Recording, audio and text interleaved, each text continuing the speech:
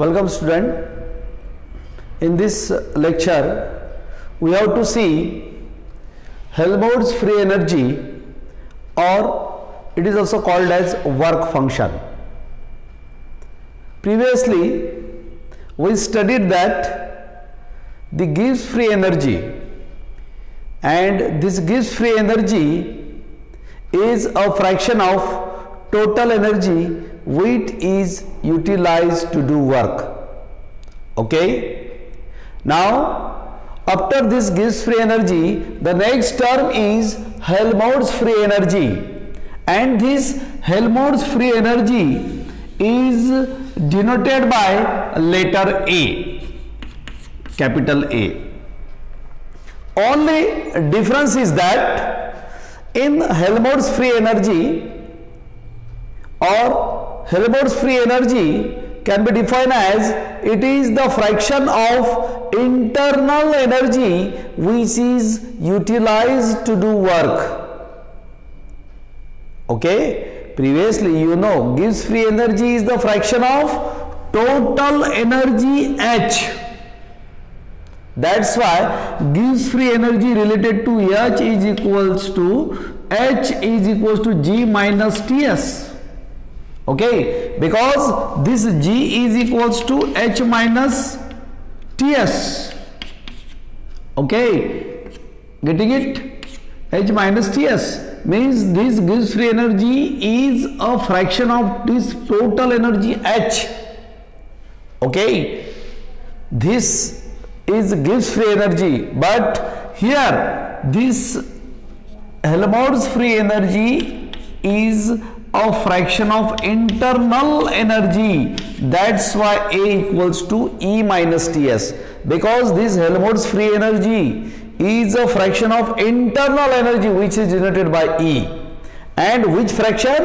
That fraction which is utilized to do work.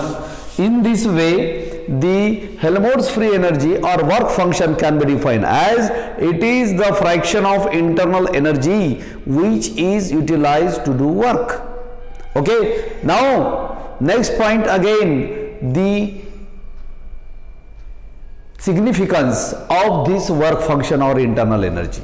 Now you know what is the relationship between internal energy and Helmholtz free energy. You know this internal energy is a sum of isothermally available energy plus isothermally unavailable energy. Okay, what is this E? E is isothermally available energy to do work, plus isothermally unavailable energy. And you know unavailable energy means T multiplied by S, that is temperature multiplied by entropy, and this isothermally available energy related to this internal energy is A. That's why E equals to A plus Ts. Okay, this is Helmholtz free energy or work function, and that's why A equals to E minus Ts. Getting it? Now in physical significance, if A1 is the work function at the initial state, E1 is the internal energy at the initial state, and S1 is the entropy at initial state, then what we may written A1 is equals to E1 minus Ts1. Now for the final state, again A2 is equals to E2 minus Ts2. Okay, where S1 and S2 are entropy at initial state and entropy at final state. Now in order to calculate the change in the Helmholtz free energy, that's why delta A. Now again delta A is equals to A2 minus A1. Again you know A2 and A1, put this value. That's why E2 minus TS2, okay, minus E1 minus TS1. Now further solve it. Delta A is equals to E2 minus E1, okay, minus T into S2 minus S1. Again, you know E2 minus E1, internal energy at final state minus initial state. It will be change in internal energy. Temperature remains as it is. Entropy at final state minus initial state, it will be change in entropy. That's why delta A is equals to delta E minus T delta S. But previously, you know, there is a relationship between internal energy and the energy absorbed by first law of thermodynamics. Now, according to first law of thermodynamics, what you know? You know the relationship between delta E and energy absorbed. That's why you may write this delta E is equals to Q reversible minus W max. Why? Because Q reversible according to first law of thermodynamics is equals to delta E plus W max. This is the first law of thermodynamics.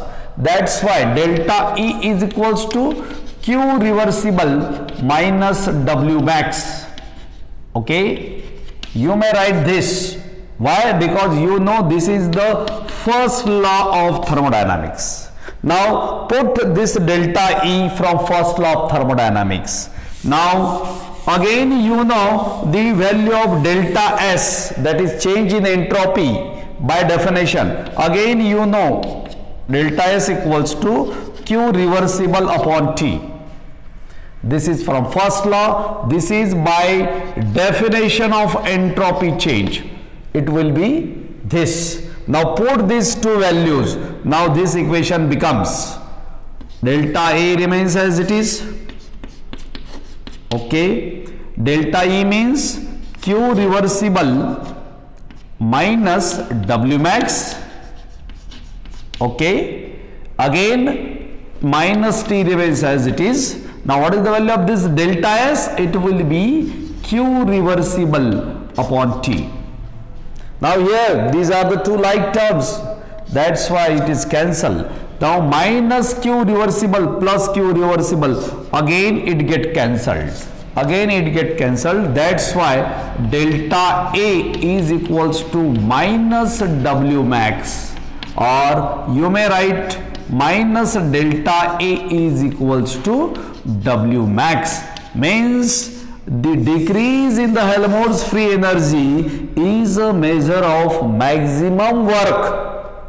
Okay. In previous case we studied that decrease in the Gibbs free energy change is a measure of net work, W net.